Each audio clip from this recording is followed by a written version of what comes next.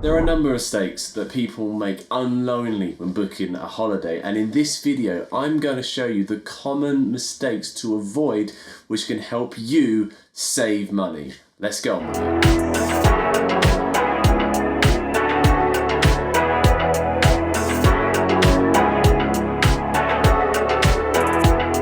Now the first one we're going to go through is don't book package holidays. This seems like an obvious one, but you'd be surprised at the amount of people that book package holidays with companies like Virgin Holidays, TUI, or formerly Thomas Cook. And when they do, there is a massive price up. You can pay up to £700 to £800 each for a week in Spain, which is a massive price markup. Now I know what people say is they're all inclusive, these holidays, that all your transport to and from the airport is sorted out, the food and everything is paid for, and it's hassle free. And yeah, I guess that is true, but is it worth that extra hundreds of pounds? Because from my experience, the hotels are always never that nice, the food is subpar, and if I'm honest, getting to and from the airport is very, very simple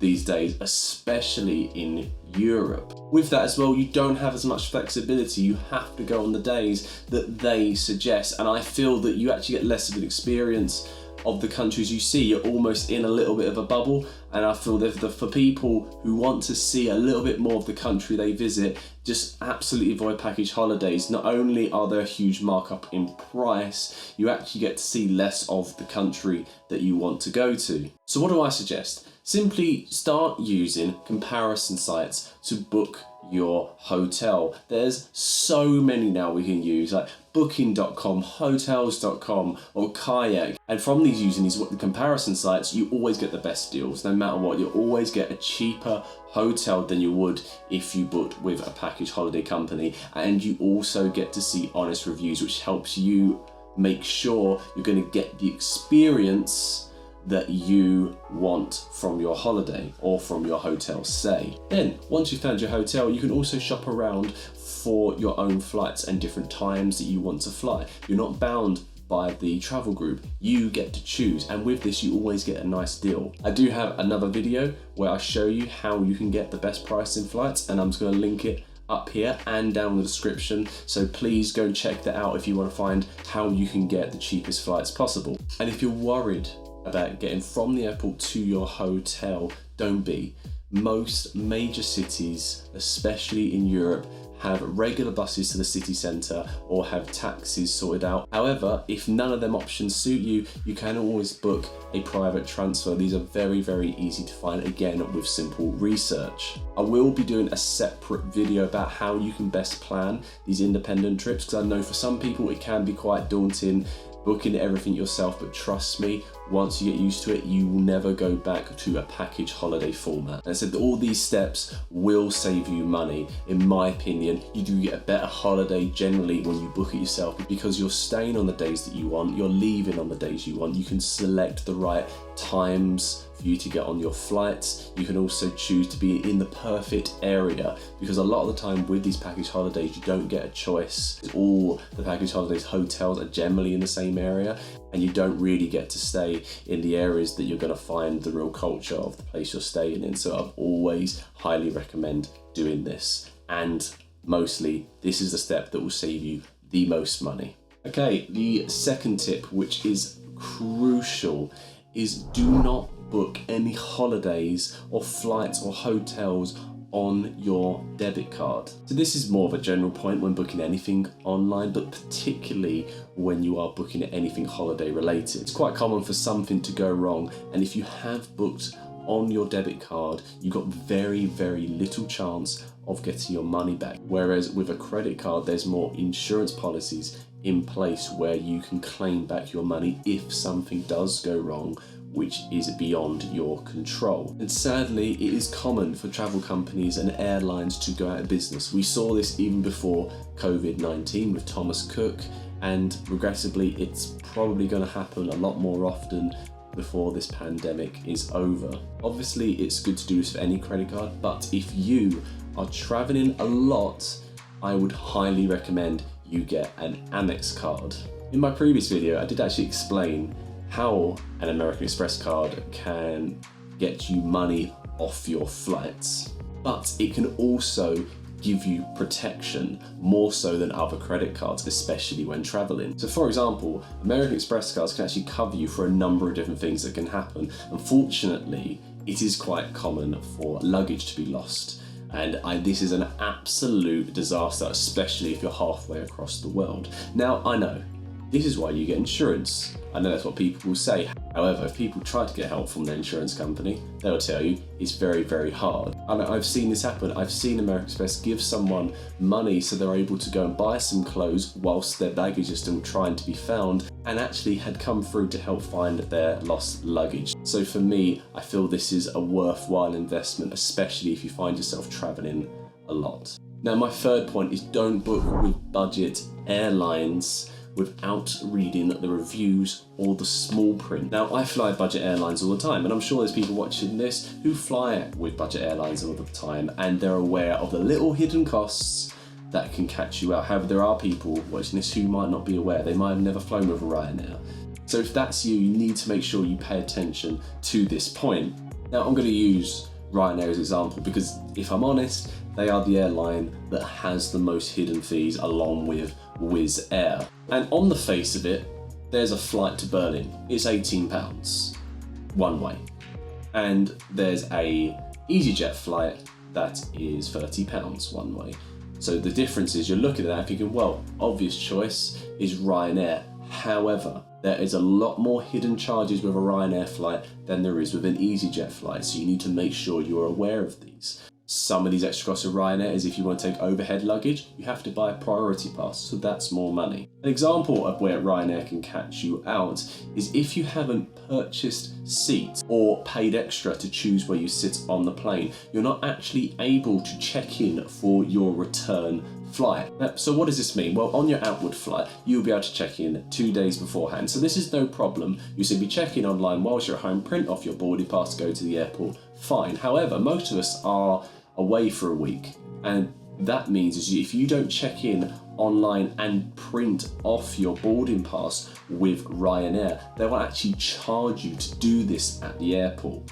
Now, I'm going to read this directly from their website, where they state, if you arrive at the airport without your printed online boarding pass, we can print one for you, but you will be required to pay a boarding card reissue fee of €20 or £20. Flexi Plus customers can check in free of charge. So again, it's trying to force you to pay that little bit extra. Now, there's nothing wrong with Ryanair. If you still do all these little added on extras and it still works out cheaper, fine. If I'm honest, I've flown with Ryanair quite a lot, and to be honest, they get you to and from the destination fine. So I'm not saying don't fly with budget airlines, because I've flown with Ryanair all the time, and if I'm honest, I've never had a problem, but it's because I've always read the small print and I know what's going to happen before I get to the airport. So please make sure you do the same. Now, my fourth point is don't book at peak times. Now, I know there's people shouting at me right now saying, well, that's the most obvious thing. Why I'm watching this video if you're telling me something that is so commonly known? But I'm gonna be honest, it's not. So many people assume that because it's a peak time where they're coming from, it's going to be peak time where they're going. And for most of the time in Europe, when it's a peak time in the UK, it's probably peak time in France, it's peak time in Greece, it's peak time in Spain, because it's normally for a British tourist. However, when you are traveling further afield outside of Europe, it's not the case. For example, if you fly to Southeast Asia, there is a rainy season and there is a dry season, and this can change wildly depending on what part of Southeast Asia, even particularly with Vietnam. North Vietnam will be in a different season to South Vietnam because of where it's based. So it's really important that you look at where the peak time is. An example is for Cambodia, their peak season is November to January, not in August to July. I mean, you can go there in August and July and you'll find some cheap flights. That's because it will be peak wet season and you will be washed out. And so if you're trying to become a more independent traveller, please make sure you research into when the peak times are. Sometimes you can get around it. Sometimes if you book just after the rainy season or just after their peak season, you can actually get quite a good deal. And again, this is where it's really important that you look into this and you research. And the emphasis of this point generally is make sure you research and you become a good independent traveller. Okay, and the fifth point that I'm going to stress is don't get all of your money exchanged before you go. What you might be saying is, well, how am I going to, if I don't get all my money exchanged before I go, how am I going to be able to pay for things? If I take my debit card, I'll get charged if I use it abroad. And if this is what you're asking me right now, then I'm going to introduce you to something that is incredible, and that is a MONZO card.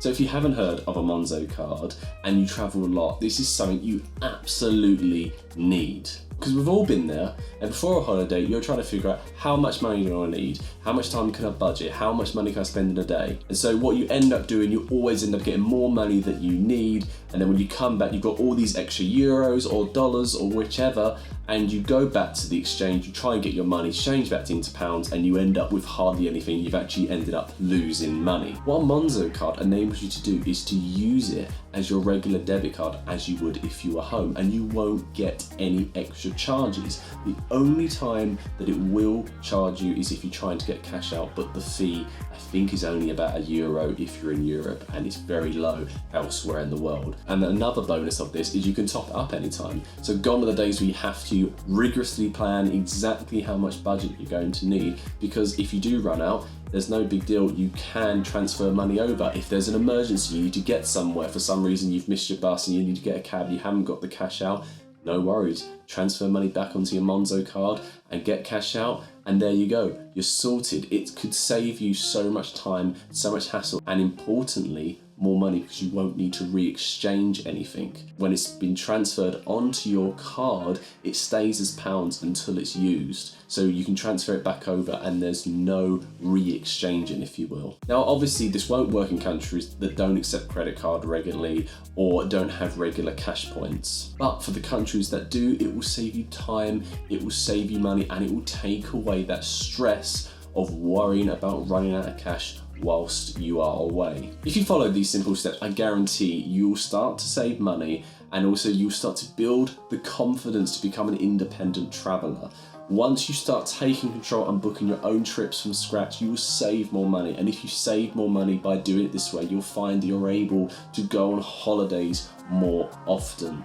From following these steps, I've been able to go on holiday 2 or 3 times a year while still working a full-time job and while still trying to save up for a new place. So it works, trust me, it works. So please start to take these steps if you want to try and see more of the world. But if there's any tips that you make when booking a holiday which helps save money, then please write them in the comments below. This channel is all about trying to help other people and trying to share the knowledge that we've built up through traveling. And if you liked today's video, please give it a like. Let me know down in the comments. Please ask me any further questions if you want more clarification on things. But hopefully I will see you in another video. Bye.